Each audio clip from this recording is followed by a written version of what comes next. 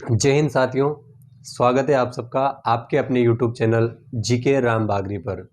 तो देखिए, इससे पहले जो हमने पढ़ा कि भारत में जो है अंग्रेज आए तो उनमें अलेक्जेंडर कनिंघम ने किस प्रकार शुरुआत की यहाँ पे पुरातत्व विभाग की, और फिर जॉन मार्शल ने किस तरीके से जो है आगे उस रिसर्च को बढ़ाया और हमें जो सिंधु घाटी सभ्यता मिली उसी का एक स्थल के रूप में हम आगे पढ़ने जा रहे हैं कालीबंगा सभ्यता को।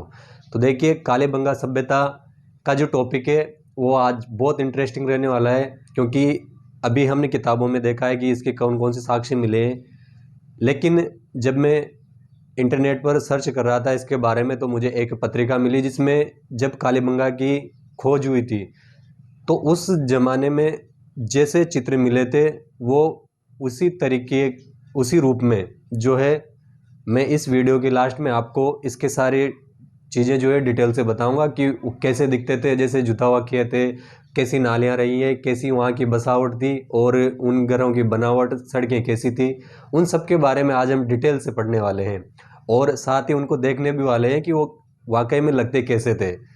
अभी जैसी सड़कें हैं, जैसी भी अपने पास नालियाँ हैं प्रेजेंट टाइम में, जो अपने नगरीय विकास में ऐसा वहाँ पर नहीं था। तो प्राचीन समय में उन्होंने कैसे बनाया और कौन कौन सी चीज़ें थी उसके बारे में आज प्रॉपर डिटेल से जानने वाले हैं। तो देखिए, कालीबंगा सभ्यता, कालीबंगा जो सभ्यता है, पहले इसके अर्थ के बारे में बात कर लेते हैं कि जो बंगा है पंजाबी जो भाषा है तो उसमें बंगा का अर्थ होता है चूड़ियाँ, और इंग्लिश में उसको बेंगल्स बोलते हैं। तो थोड़ा सा क्या है, मिलता जुलता है। बेंगल्स का मतलब क्या होता है, चूड़ियाँ, और अपने राजस्थानी और गुजराती में इसको बोलते हैं बंगड़ी। तो रह जाएगा याद कि बंगा का मतलब क्या होता है, चूड़ियाँ। काली है तो मतलब किसकी, काले रंग की चूड़ियाँ, काले रंग की चूड़ियाँ। सिंपल सा है, याद रह जाएगा आपको कि बंगा का मतलब क्या होता है, चूड़ियाँ। तो देखिए, जो नदी अभी वर्तमान में बहती है घग्गर नदी, ऐसा मानते हैं कि प्राचीन समय में वहाँ पर जो हमने पहले जिक्र किया था कि राजस्थान में दो नदियाँ बहती थी, सरस्वती और दृष्टवती। ये कहाँ पे, हनुमानगढ़ में। तो इस नदी के किनारे पे जो है ये सभ्यता मिली है हमें, और इसका टाइम पीरियड देखें तो 4000 BC से लेकर के 6000 BC तक, 4000 BC से लेकर के 6000 BC तक जो है इसका टाइम पीरियड रहता है। और इसकी जो पहचान की थी, देखिए दो चीज़ें अलग अलग ध्यान रखना। पहचान, आइडेंटिफाई करना एक अलग चीज़ होता है और उसको खोज करना वो एक अलग बात होती है। तो जो पहचान थी वो एलपी टेसीटोरी पहले ही बता गए थे। ये एलपी जो टेसीटोरी है, लुइजी पियो टेसीटोरी, ये इटली के थे और अपने जो बीकानेर के महाराजा गंगा सिंह जी हैं उनके दरबार में रहकर इन्होंने चारण साहित्य पे शोध किया था। और जब हम आगे इतिहासकारों के बारे में पढ़ाऊंगा तो वहाँ इसके बारे में, इनके बारे में डिटेल से बताऊंगा। इन्होंने जो है रामचरितमानस पर PhD भी की थी। तो जो लुइजी पियो टेसीटोरी थे, इन्होंने जब भी घूमने जाते थे तो इन्हें पहले कुछ आभास हुआ होगा, तो इन्होंने कहा था, पर उस वक्त जो है किसी ने ध्यान नहीं दिया। जब अंग्रेजों का ध्यान नहीं गया तो राजा महाराजा तो कौन ध्यान देने वाले थे। तो बाद में जा करके फिर इसकी खोज हुई, कब, आज़ादी के बाद। जैसा कि हमने पढ़ा था कि जो प्राचीन स्थल मिले थे पुरातत्व के, वो पाकिस्तान में चले गए थे। अब खोज होनी थी कहाँ पर, भारत में। तो भारत में जो खोजा गया स्थल अपने राजस्थान के समय जो आया वो था 1952 में, आज़ादी के बाद में। आज़ादी के बाद में खोजा गया स्थल कौन सा था, 1952 में। अमलानंद घोष में इनके जो कुछ चित्र मिले हैं वो आपको अवेलेबल करवा दूंगा। तो वो क्या है, याद करने में ज़्यादा आसानी रहती है चित्रों के माध्यम से। तो देखिए, खोज जो हुई 1952 में अमलानंद घोष ने, सीधा सा याद रहेगा। और जो इसका उत्खनन किया, मतलब पहले खोजा फिर इसकी खुदाई चालू की, तो उत्खनन जो है वो 1961 से 62 भी मिलता है और 1964 भी मिलता है। वैसे जो इसकी खुदाई चली थी वो 1961 से लेकर 1969 तक चली थी। लेकिन जो NCERT में दिए हुए दो फैक्ट है कि 1961 से 62 तक हमें बीबी लाल, ब्रजवासी लाल और BK थापर, बाल कृष्ण थापर, इन दो का नाम विशेष तौर पे मिलता है। लेकिन जो हिंदी ग्रंथ अकादमी की किताबें हैं उसमें 1961 से 64 में एक नाम और आता है एमडी खरे। तो मैंने कहा था कि जो चीज़ें होंगी वो विश्वसनीय होंगी बिल्कुल पूरी तरीके से। जो शिक्षा मंत्रालय भारत सरकार द्वारा अप्रूव्ड है वो चीज़ है कि 1961 से 64 तक एक नाम और आप चाहे तो इसको याद कर लीजिएगा, एमडी खरे, ब्रजवासी लाल और बीके थापड़ तो याद रहेगा इसे। जो इसकी खुदाई हुई किसकी, कालीबंगा की। तो कालीबंगा की जो खुदाई हुई वहाँ पे हमें जो स्तर मिले वो 5 स्तर, मतलब जो परतें होती है लेयर, 5 लेयर में मतलब 5 लेयर्स में जो है इसका उत्खनन हुआ। तो 5 स्तर है, 5 स्तर में देखो कौन कौन सी चीज़ें मिली। जो पहला और दूसरा स्तर है मतलब फर्स्ट लेयर और सेकंड लेयर जो थी उसमें जो मिला वो सिंधु जो सभ्यता थी उससे प्राचीन, मतलब जो सिंधु घाटी सभ्यता में मिली थी उस सभ्यता से भी पहले के प्राचीन अवशेष मिले हैं। तो इसको जो नाम दिया हमने वो प्री हड़प्पियन सिविलाइजेशन या प्राक हड़प्पा सभ्यता कहते हैं। क्या कहते हैं उसको, मतलब जो सिंधु घाटी सभ्यता से भी पहले, उससे भी पहले जो लोग हैं यहाँ करके रहने लग गए थे। तो इसके दक्षिण पूर्वी से में हमें एक जुता हुआ खेत मिला है। और जो जुता हुआ खेत है किससे, हल से। तो हल उस जमाने में किसके होते थे, लकड़ी के। तो देखिए खेती करते थे। फिर हम इसमें आगे पढ़ेंगे कि कौन कौन सी चीज़ें मिली है। तो खेती में गेहूँ और जौ के साक्ष्य मिले हैं, और वो भी एक साथ 2 फसलें उगाने के। तो ये चीज़ ध्यान रखिएगा कि जो पहले स्तर पे खुदाई हुई पहले और दूसरे में वो सिंधु सभ्यता से भी प्राचीन था। और यहाँ पे जो है हमें दक्षिण पूर्वी भाग में जो एक जुता हुआ खेत मिला है वो आगे देखेंगे। फिर देखिए इसकी जो अगली लेयर है 3, 4 और 5 जो आगे खुदाई हुई स्तरों पर, तो उसके 2 भाग किए गए हैं, एक पूर्वी भाग और एक पश्चिमी भाग। तो जो नगर में मिला पश्चिमी भाग उसमें वो थोड़ा ऊंचा था, जहाँ पे बसा हुआ था वो ऊंचा था और दुर्ग नुमा जो है उसकी आकृति थी, आसपास परकोटा बना हुआ था। और जितने भी एडमिनिस्ट्रेटिव जो एक्टिविटीज़ होती थी मतलब प्रशासनिक गतिविधियाँ वो सारी कहाँ होती थी, जो पश्चिमी भाग था उसमें। फिर हमें पूर्वी भाग में एक और निचला नगर मिला है जो इससे थोड़ी कम नीचाई पर था, मतलब थोड़ा नीचे था। अब जो मिला तो उसके आसपास परकोटा तो था, लेकिन देखिए एक चीज़ मिली यहाँ पे, ये जो निचला स्तर था, जैसे मान लो आसपास बाउंड्री है और ये इसका गेट है। तो गेट में एंट्री लेते हैं यहाँ पे जो है एक कक्ष मिला है, एक घर, या यूँ मान लो एक कमरा है। तो यूँ हो सकता है कि ये एक गेट कीपर का रहा हो कि भाई बाहर से जो भी आदमी आएगा वो पहले यहाँ पे अपनी एंट्री करके फिर वित्त नगर में प्रवेश करेगा। तो जो निचला नगर था वो जनसाधारण लोगों के रहने के लिए था। आगे बात समझ में यहाँ से यहाँ तक। अब देखिए इसके बाद में जो है हम कौन कौन सी चीज़ें मिली है और उन चीज़ों के बारे में जो है अब डिटेल से पढ़ने वाले हैं। तो जो आगे पढ़ेंगे वो जो यहाँ के अवशेष मिले हैं उनके बारे में। तो आप याद रखिएगा सीधा सा कि सिंधु घाटी जो सभ्यता का स्थल है कौन सा, कालीबंगा। कालीबंगा कहाँ पे है, वो घग्गर नदी के किनारे हनुमानगढ़ में। और खोज किसने की, एलपीटेसी टोरी। और जो इसकी नहीं सॉरी पहचान किसने की, एलपीटेसी टोरी ने। और खोज जो है किसने, 1952 में मलानंद घोष ने। और उत्खनन 61 से 62 बीबी लाल, बीके थापर और एमडी खरे। ये याद रखिएगा। इसके बाद में कितने स्तरों पर खुदाई हुई, क्वेश्चन सब सारे क्वेश्चन पूछे हुए हैं, एक भी क्वेश्चन ऐसा बाकी नहीं जो नहीं पूछा गया हो। स्तर 5 स्तर ध्यान रखने, पहला दूसरा हड़प्पा कालीन से पहले था, और जो तीसरा चौथा पांचवा हड़प्पा कालीन मतलब इसके समकालीन था, ये समकक्ष। तो देखिए अब आगे देखेंगे कि कौन कौन सी चीज़ें मिली है वो डिटेल्स। जो बाद में चीज़ें मिली कि वहाँ पे कौन कौन से अवशेष जो है हमें प्राप्त हुए हैं उसके बारे में देखते हैं। तो जो प्राप्त अवशेष और वहाँ की जो नगर योजना थी और संग्रहालय, इन सब चीज़ों के बारे में डिटेल से देखते हैं। पहले देख लेते हैं अपन नगर योजना को कि भाई जो शहर हमें मिला, जो नगर मिला वो किस तरीके से डिजाइन था। तो देखो सुव्यवस्थित नगर था, मतलब प्लान करके बनाया हुआ था, समकोण पर काटती हुई सड़कें। जो शतरंज होता है, शतरंज प्रणाली, शतरंज प्रणाली, इस पर काटती हुई क्या थी, सड़कें। और जो देखिए सड़कें भी इस तरीके से डिजाइन थी, कैसे 7:2, 3:6 और 1:8। ये मुख्य सड़क थी। 7:2 में। और जो सड़कें थी ये मोहल्ले की सड़क थी, और जो गली में जाती थी वो ये सड़क। तो 7:2, 3:6 और 1:8। तो देखिए जो मुख्य सड़क थी वो सबसे ज़्यादा चौड़ी थी, उससे कम चौड़ी सड़कें मोहल्ले में जाती थी और उससे कम जो है वो गली में जाती थी। अब जो कुएं और स्नानागार मिले हैं हमें, हर घर में कुआं मिला और एक नहाने का, जिसको भी अपन प्रेजेंट टाइम बोलते हैं बाथरूम, वो। तो इसमें ईंटें जो लगी हुई थी, ये ईंटें थी पकी हुई ईंटें। लेकिन जो घर की दीवारें थी उनमें कच्ची ईंटों का प्रयोग किया गया था, और जो ईंटें थी वो मिट्टी की थी। इन ईंटों को जो है डायरेक्ट धूप में सुखा करके बनाया गया था। तो इसके बारे में कथन है कि ये गरीब बस्ती थी। तो उन कथनों के बारे में हम आगे डिटेल से जानेंगे। जो नालियाँ मिली, ये नालियाँ, हर घर में कुआं स्नानागार है, जब नहाते हैं तो उसका पानी बाहर भी जाना चाहिए, जो दैनिक आवश्यकताओं के बाद में जो बचता है जो पानी। तो जो नालियाँ मिली वो घर से जो बाहर की नाली है उस तक ले जाने के लिए जो है हमें लकड़ी की नाली मिली है। किसकी? लकड़ी की।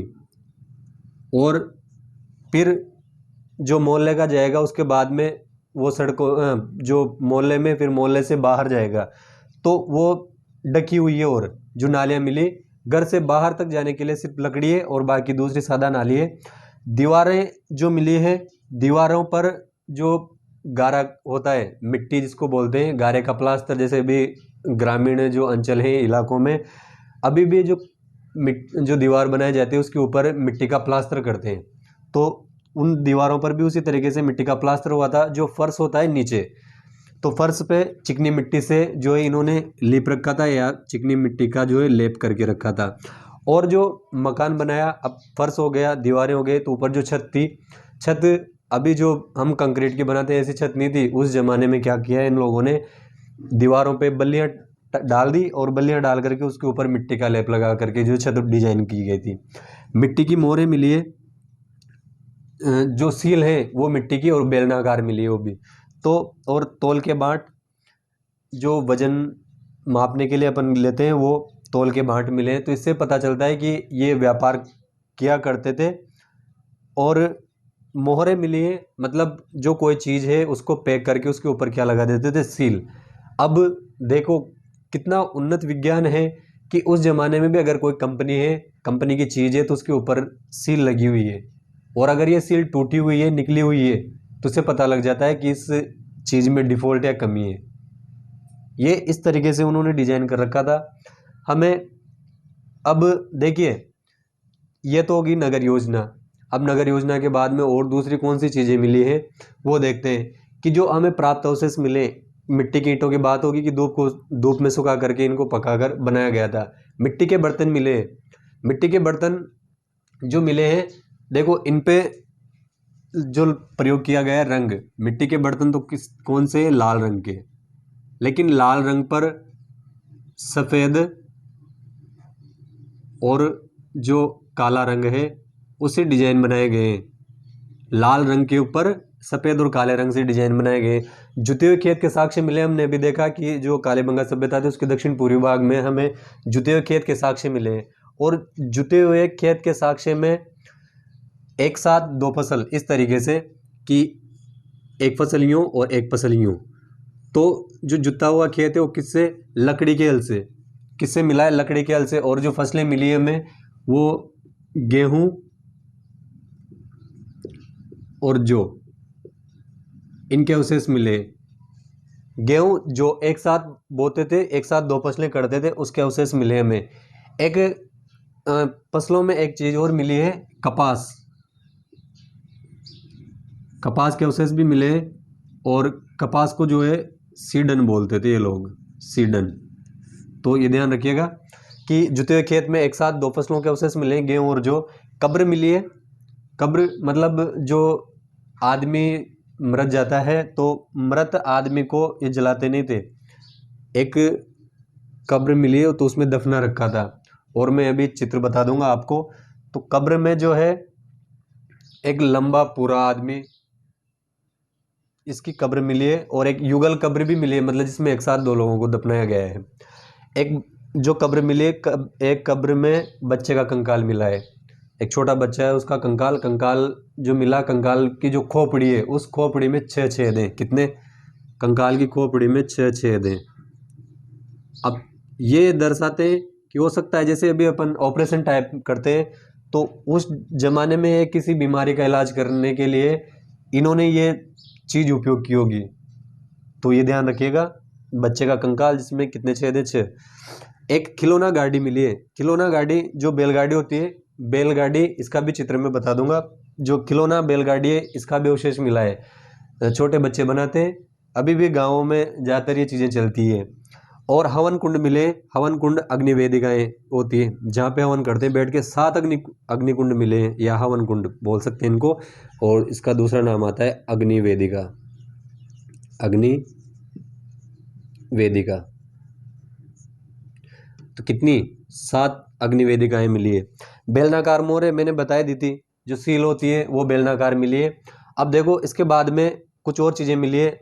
जो दीवारें थी, तो दीवारों में जो है एक जगह दरार मिली है, तो हमने ये अनुमान लगाया कि हो सकता है यहाँ भूकंप आया हो। तो भूकंप के साक्ष्य सबसे पहले, अगर सबसे प्राचीन भूकंप के साक्ष्य कहीं मिले तो कहाँ मिले? कालीबंगा सभ्यता में। और देखिए इसके अलावा लिपि जो है वो सिंधुवासियों की तरह थी। जैसे भी मैं लिख रहा हूँ तो इधर बाएं से दाएं की ओर लिख रहा हूँ, ऐसे लिख रहा हूँ, लेकिन जो यहाँ की लिपि मिली है उसमें दाएं से बाएं ओर लिखा जाता था, जैसे भी अपन उर्दू लिखते हैं वो इस तरफ से। और जो ध्यान रह जाएगा, सिंधु सभ्यता की जो लिपि है वो और यहाँ की जो लिपि है वो दोनों की एक जैसी है। चूड़ियाँ मिली है, जो हमने पहले जिक्र कर ही लिया था, कालीबंगा काले रंग की चूड़ियाँ।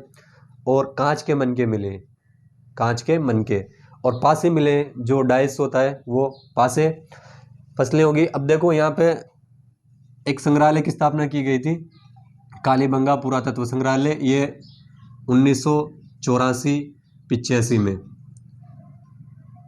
इसकी भी मैं इमेज लगा दूंगा। तो ये हमने डिटेल से पढ़ लिया। अब इसके बाद में हम जो है, जैसे इसको दीन बस्ती कहा है किसी ने, तो उन चीज़ों के बारे में जो कथन है उनके बारे में एक और आगे देखते हैं। तो इन चीज़ों को ध्यान रखिएगा कि कौन कौन सी चीज़ें मिली है, नगर नियोजन कैसा था उनका, किस तरीके से उन्होंने बना रखी है, और मुख्य मुख्य चीज़ें। और एक चीज़ और इसमें ऊँट के जो है, ऊँट के अवशेष भी मिले हैं। किसके? ऊँट के।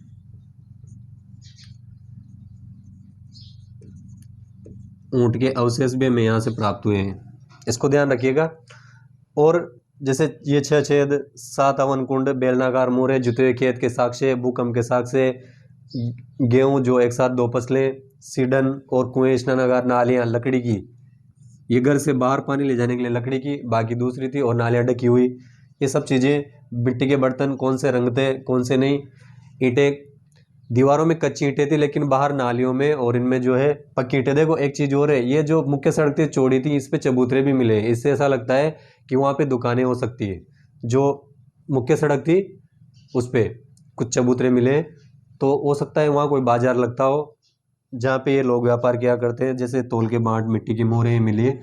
तो अब आगे जो कथन है उनके बारे में देखते हैं, जिसमें अपना ये जो कालीबंगा सभ्यता है वो डिटेल से पूरा हो जाएगा। कथनों के बारे में बात कर लेते हैं, कालीबंगा के संबंध में किस किसने क्या क्या कथन दिए हैं।